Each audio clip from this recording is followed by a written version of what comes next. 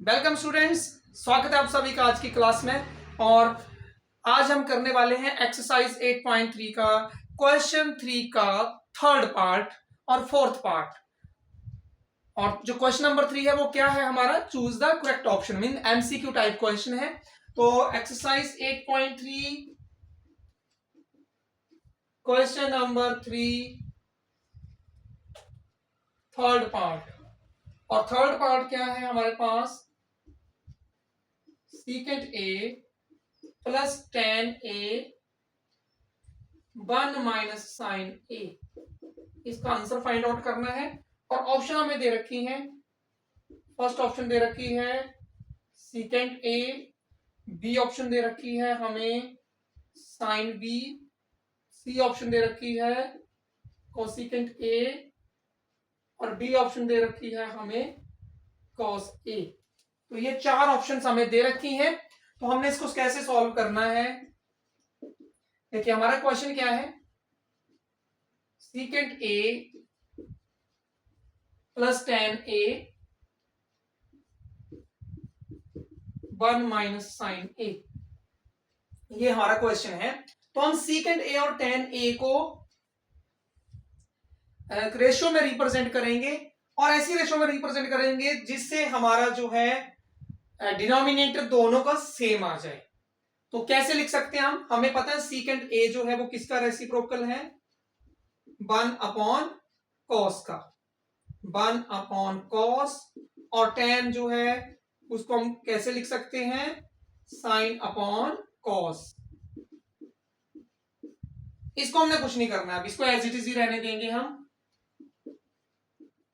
यहां से cos A आ जाएगा एलसीएम, कॉस ए एलसीएम आ गया क्योंकि दोनों का डिनोमिनेटर सेम है। तो न्यूमरेटर को एज इट इज हम यहां पे लिख सकते हैं 1 प्लस साइन ए, और मल्टीप्लीकेशन किसके साथ है, 1 माइनस साइन ए। अब आप यहां पे देख रहे होंगे, यहां पे आइडेंटिटी बन गई है ए प्लस बी, ए माइनस बी, यहां पे आइडेंटिटी बन गई है ए प्लस बी, ए माइनस बी, और वो किसके इक्वल होती है, ए स्क्वायर माइनस बी स्क्वायर। तो उसको हम लिख सकते हैं ए स्क्वायर माइनस बी स्क्वायर। तो 1 स्क्वायर, 1 का स्क्वायर 1 रहेगा, साइन स्क्वायर ए तो साइन स्क्वायर ए ही रहेगा, नीचे है हमारे पास कॉस ए। तो हमने आइडेंटिटी पढ़ी है sine square theta plus cos square theta equal to 1। ये हमने हमारी ट्रिग्नोमेट्रिक आइडेंटिटी में फर्स्ट नंबर पे हमने आइडेंटिटी की थी। तो यहां से अगर हम साइन स्क्वायर थीटा को उधर ले जाते हैं तो कॉस स्क्वायर थीटा किसके इक्वल आता है, 1 माइनस साइन स्क्वायर थीटा के। Means 1 minus sign square theta को कैसे किस फॉर्म में लिखा जा सकता है, कॉस स्क्वायर थीटा की फॉर्म में। तो यहां थीटा की जगह एंगल ए है, तो हम इसको अगले स्टेप में, नेक्स्ट स्टेप में हम कैसे लिख सकते हैं, 1 माइनस साइन स्क्वायर ए को क्या लिख सकते हैं, कॉस स्क्वायर ए, और नीचे क्या है हमारे पास कॉस ए। कॉस स्क्वायर ए का मीनिंग क्या है, कॉस स्क्वायर ए का मीनिंग है cos A into cos A upon cos A. तो कॉस ए से कॉस ए कैंसिल आउट हो गया, और हमारे पास आंसर क्या आया है, कॉस ए। तो आप चारों ऑप्शनों में से देखिए कौन सी करेक्ट ऑप्शन है, हमारी डी वाली ऑप्शन जो है वो करेक्ट ऑप्शन है। तो आप लिख सकते हैं डी, इसका आंसर दे सकते हैं आप ऑप्शन डी। तो ये था हमारे क्वेश्चन नंबर 3 के थर्ड पार्ट का आंसर। तो अब हम इसके बाद आप सभी ने नोट करना है और सॉल्व भी करके देखना है, प्रैक्टिस भी करनी है, और ये देखना है कि हमने कौन सी आइडेंटिटी को यूज किया है यहां पे। तो इसके बाद हम करने वाले हैं क्वेश्चन नंबर 3 का ही फोर्थ पार्ट, जो अगेन वही है, चूज द करेक्ट ऑप्शन।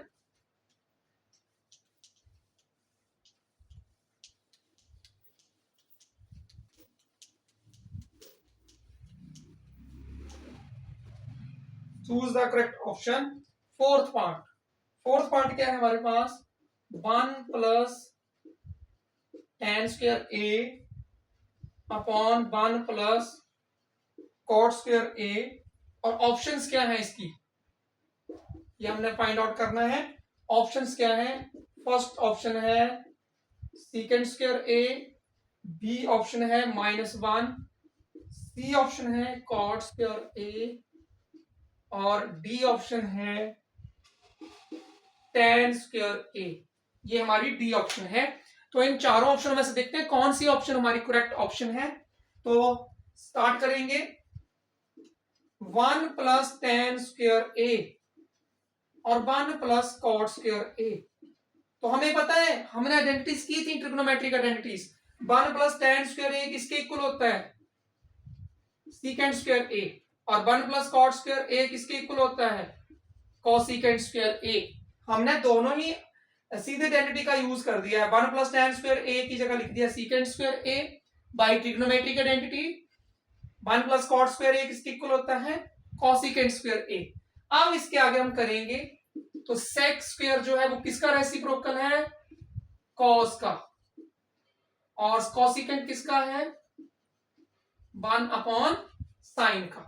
तो 1/cos स्क्वायर ए, इसको हम ऊपर लेके आएंगे तो बनेगा sin स्क्वायर a/1। और नेक्स्ट स्टेप में क्या बनेगा? sin square a/cos square a। और sin अपॉन cos क्या होता है? tan। तो इसका आंसर आ गया tan स्क्वायर a। तो आप ऑप्शन चेक करिए, हमारी डी ऑप्शन जो है वो इसकी करेक्ट ऑप्शन है। तो इसका आंसर रहेगा हमारे पास डी। तो ये थे हमारे क्वेश्चन नंबर 3 का थर्ड और फोर्थ पार्ट। आई होप आपको समझ आए होंगे। तो यहां पे हमारा क्वेश्चन नंबर 3 जो है वो कंप्लीट होता है। आप सभी ने प्रैक्टिस करनी है और कंसेप्ट को समझ के करनी है। आइडेंटिटी को अच्छे से आपने अप्लाई करना है। आप आइडेंटिटीज आपके माइंड में होनी चाहिए। जितने भी रिजल्ट हैं, साइन को किस फॉर्म में लिखा जा सकता है, टेन को किस किस फॉर्म में लिखा जा सकता है, कॉट को किस किस फॉर्म में लिखा जा सकता है, और साथ में अलजेब्रिक आइडेंटिटीज को भी आपको नॉलेज होना चाहिए, वो भी आपके माइंड में होनी चाहिए। यहाँ पे जब भी आप ट्रिग्नोमेट्री से इस तरह के क्वेश्चन ट्रिग्नोमेट्री के सॉल्व करोगे तो आप सभी ने नोट करना है। और आई होप आप सभी को समझ आया होगा कि कैसे हमने क्वेश्चन का आंसर किया है। तो आज की क्लास में इतना ही। Thank you, bye bye.